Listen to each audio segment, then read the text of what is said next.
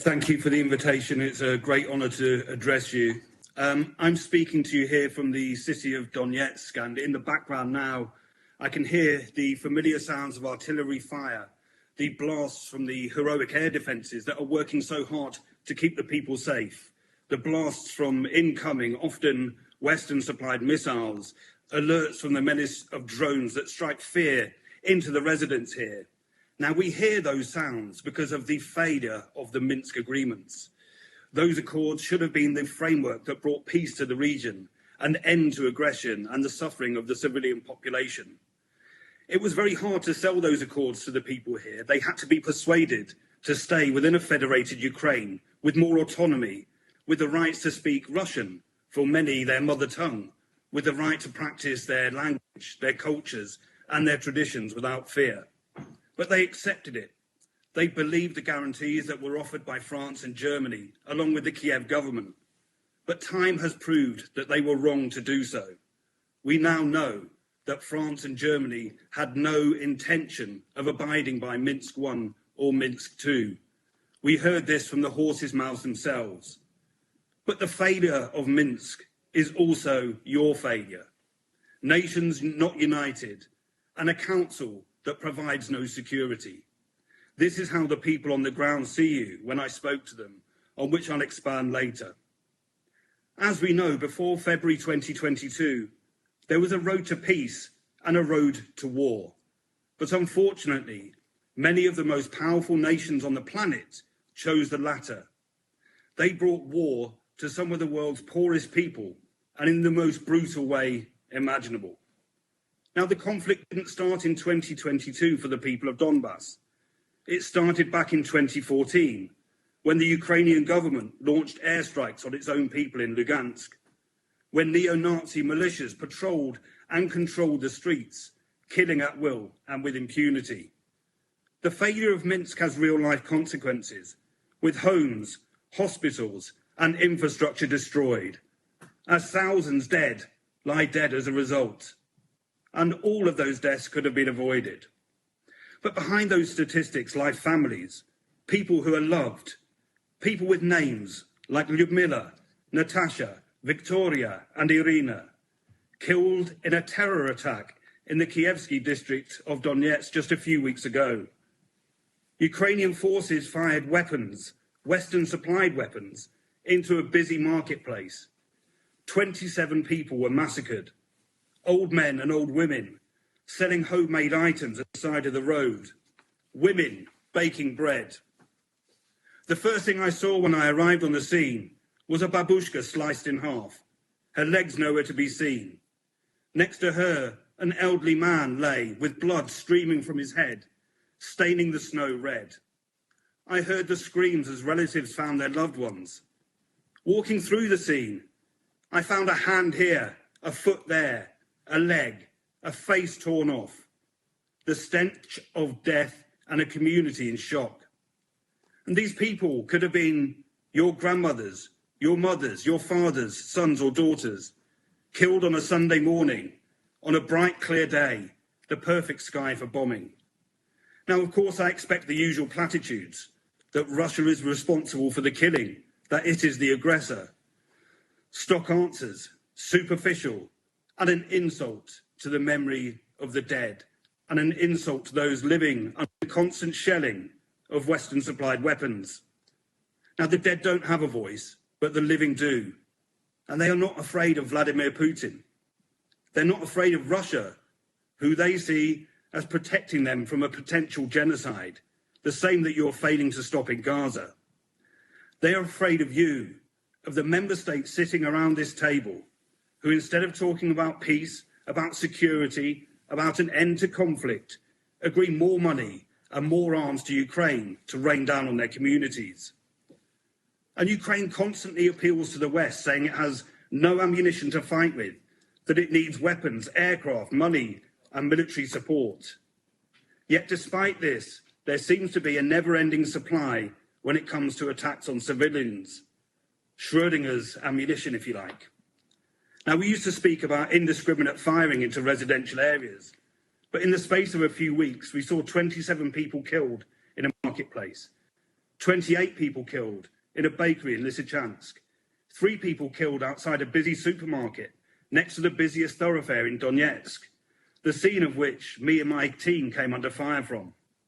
We also saw an attempt to strike the Palace of Culture here in Donetsk when people were gathered there for an event, with an emergency worker, Nikita Danilov, killed.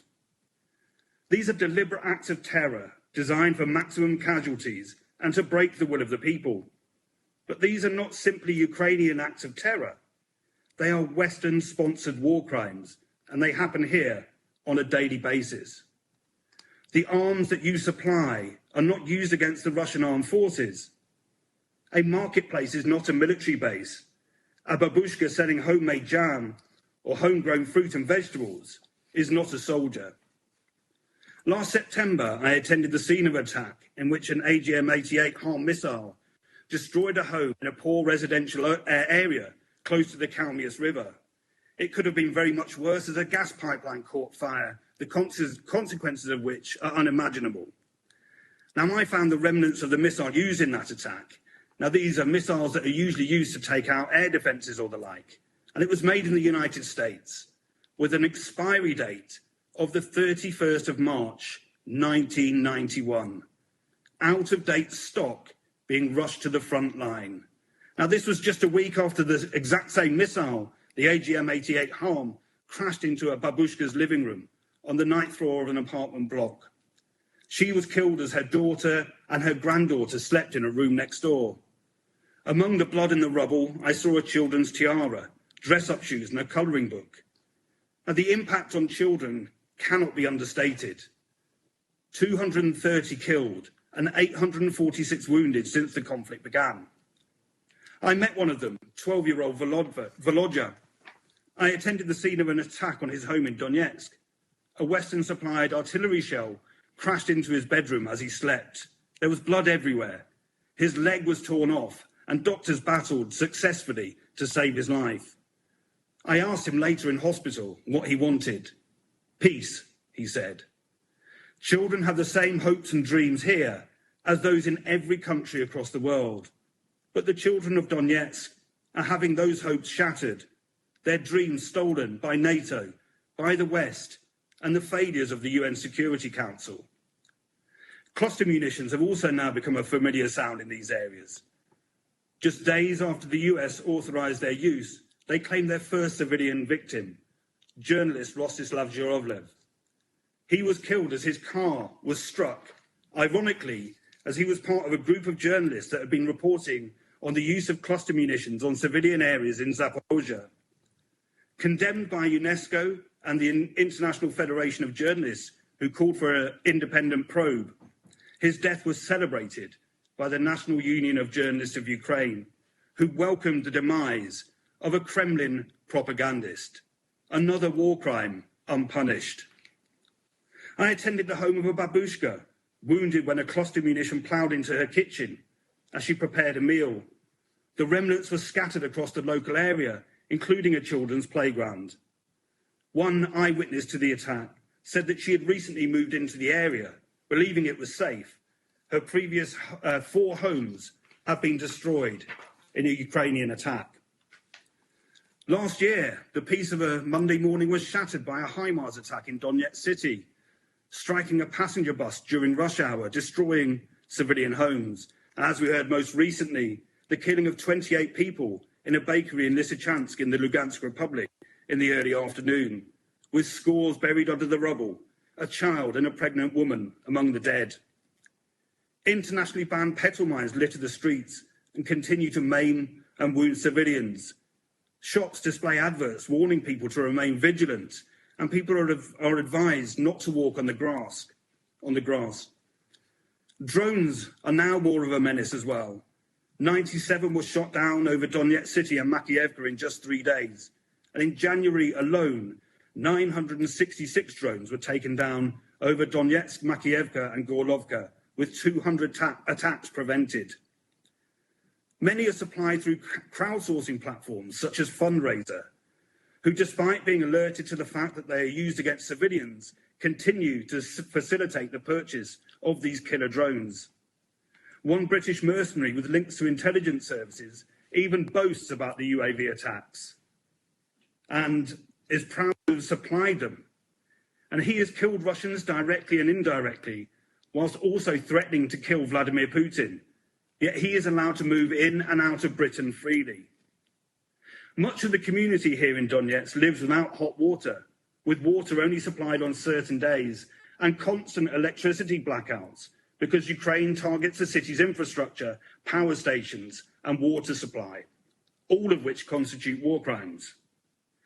After the Marketplace massacre, I went back to the scene and I asked people what they thought of the United Nations Security Council. They said to me, "Where are they? Why don't they come here? They are just tools of the United States. They don't care. Our lives don't matter to them. It is their weapons that are killing us and killing our children." What happened there is a war crime and an act of terror, just one of many that stretch back over a decade, unreported and carried out with impunity. The people describe living here as Donetsk roulette, not knowing whether they are going to live or they're going to die. But they've had enough. They just want it to stop. You have the ability to make it happen. You can put this to an end.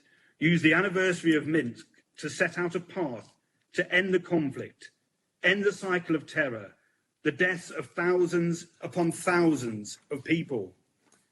Every weapon supplied by the countries sitting around this table takes us a step further away from peace in a conflict that Ukraine simply cannot win.